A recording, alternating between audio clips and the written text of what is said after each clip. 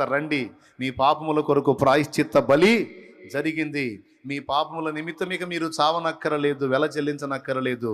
మీ అందరి పాపముల కొరకు ఇదిగో ఒక్కటే బలి. కలువరి శిలువలో జరిగింది ఆ పరిశుద్ధ బలి. గొర్రెల యొక్క రక్తము, మేకల యొక్క రక్తము మన పాపములను తీసివేయలేదు.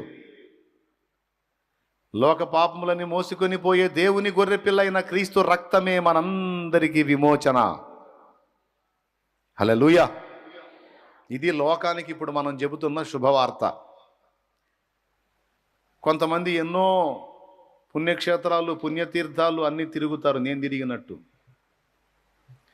పాపముల నుంచి బయటపడటానికి మనం చేసిన పాపాలన్నీ మన హృదయంలో ఉంటాయి, మన జ్ఞాపకాల్లో ఉంటాయి.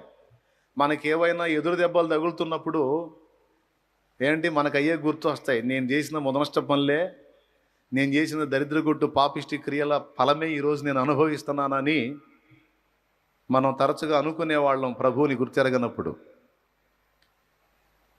ఏం చేద్దాం?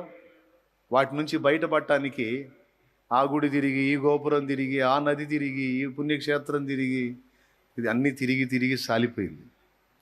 తిరుగుతూ ఉన్నాం కానీ నా పాపములకు విడుదల దొరికింది, నిష్కృతి జరిగింది అనేటువంటి నిశ్చయత మన మనస్సాక్షిలో ఉందా? రాలా, లేదు.